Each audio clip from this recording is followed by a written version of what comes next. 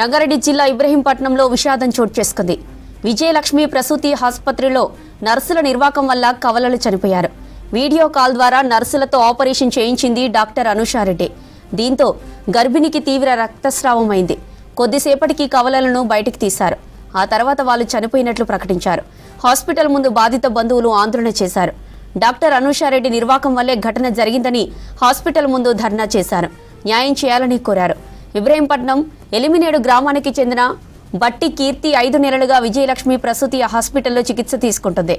రాత్రి పురిటి నొప్పులు రావడంతో హాస్పిటల్కి వచ్చింది. అయితే డాక్టర్ అందుబాటులో లేకపోవడంతో నర్సులతో ఆపరేషన్ చేయించారు.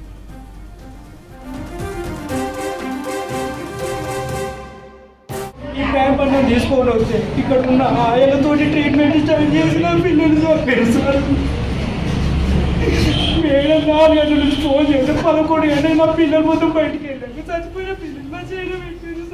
రంగారెడ్డి జిల్లా ఇబ్రహీంపట్నంలో విషాదం చోటు చేసుకుంది. విజయలక్ష్మి ప్రసూతి హాస్పిటల్లో నర్సుల నిర్వాకం వల్ల కవలలు చనిపోయారు. వీడియో కాల్ ద్వారా నర్సులతో ఆపరేషన్ చేయించింది డాక్టర్ అనుషారెడ్డి. దీంతో గర్భిణికి తీవ్ర రక్తస్రావమైంది. కొద్దిసేపటికి కవలలను బయటికి తీశారు. ఆ తర్వాత వాళ్ళు చనిపోయినట్లు ప్రకటించారు. హాస్పిటల్ ముందు బాధిత బంధువులు ఆందోళన చేశారు.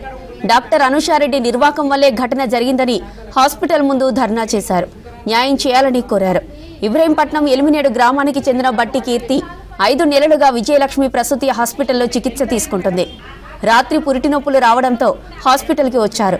అయితే డాక్టర్ అందుబాటులో లేకపోవడంతో నర్సులతో ఆపరేషన్ చేయించారు.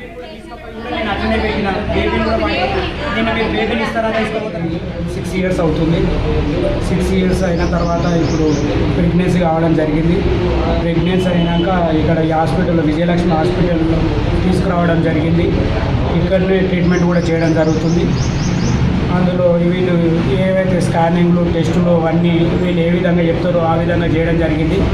ట్విన్స్ వాడికి కొంచెం జాగ్రత్త ఉండాలని చెప్తే మేము కూడా మంచం దిగొద్దు అంటే మంచం దిగకుండానే అన్ని చిన్నపిల్లలు చూసినట్టు చూడడం జరిగింది. ఎందుకంటే చాలా రోజుల తర్వాత కావడం జరిగిందని చెప్పేసి తిండి, బాత్రూమ్, స్నానం అన్నీ స్నానం కూడా చెప్పి కూడా ఇబ్బంది కావద్దు నిలబెట్టాలని చెప్పేసి బువ్వెన కూడా పెట్టకుండా చూసుకోవడం జరిగింది. అట్లాంటిది ఇంతకుముందు కూడా నెల రోజుల కింద పెయిన్స్ వస్తున్నాయనంటే రావడం జరిగింది. పెయిన్స్ సూది చేయడం జరిగింది. గ్లూకోజ్లు పెట్టి పంపించడం జరిగింది. అట్లా ఎనీ టైం ఇక్కడ పెయిన్స్ అనిపించినప్పుడల్లా వచ్చింది. 4 గంటలకు పెయిన్స్ వస్తున్నాం అంటే హాస్పిటల్కి ఫోన్ చేయడం జరిగింది. 4 గంటలకు హాస్పిటల్కి ఫోన్ చేసి 4:20కి రిపోర్ట్లు పెట్టురంటే రిపోర్ట్లు పెట్టడం జరిగింది. ఆ రిపోర్ట్లు పెట్టిన తర్వాత వాళ్ళు కూడా వాట్సాప్లో చెప్పాలని సూది ఇప్పియండి అని చెప్తే ఆర్ఎంపీ దగ్గర ఆ సూది ఏదైతే చెప్పారో ఆ సూది కూడా ఇప్పించడం జరిగింది. తర్వాత అట్లనే పెయిన్స్ అలాగే కొనసాగుతున్నాయంటే హాస్పిటల్ తీసుకురామని అంటే అలాగే హాస్పిటల్ కూడా మేము ఏ ఇబ్బంది కావద్దని చెప్పేసి కార్లో మంచిగా తీసుకురావడం జరిగింది. హాస్పిటల్కి వచ్చినప్పటి నుంచి డాక్టర్ 4 గంటల నుంచి ఫోన్ చేస్తే నా పిల్లలు మొత్తం చనిపోయేదాకా ఈ హాస్పిటల్ డాక్టర్ గారు రావట్లేదు. ఈ నర్సులతోటే ఆమె వాట్సాప్లో ఆమె ఎప్పుడూ ఇవి ట్రీట్మెంట్ చేస్తుంది. వెంకటి కాలంలో మంగళూరు చేసినట్టు చేసి నా పిల్లల్ని ఈ హాస్పిటల్లో నిర్లక్ష్యం కారణంగా నా పిల్లల్ని చంపారు. 9 గంటలకు వచ్చినాక కూడా బ్లీడింగ్ పోతుంది. బ్లీడింగ్ మంచిగా ఉన్నాయి. హార్ట్బీట్ కొట్టుకుంటుంది. మళ్ళీ కొట్టుకున్నాక కూడా మంచిగా ఉన్నాక మళ్ళీ ఆమె కటింగ్ ఆమె వచ్చింది. ఆమె ముందు వచ్చి ఇట్లా వచ్చిన చేసేప్పటికే చెయ్యేసింది. చేయంగా నేను చేసినాక నాకు చేయంగా బ్లీడింగ్ ఇంకా వస్తూనే ఉంది. ఇది చాలా మన దాటిన తాపంగానే ఇట్లా వస్తూనే ఉంది. వచ్చినాక ఇట్లా కొట్టుకున్నాయి.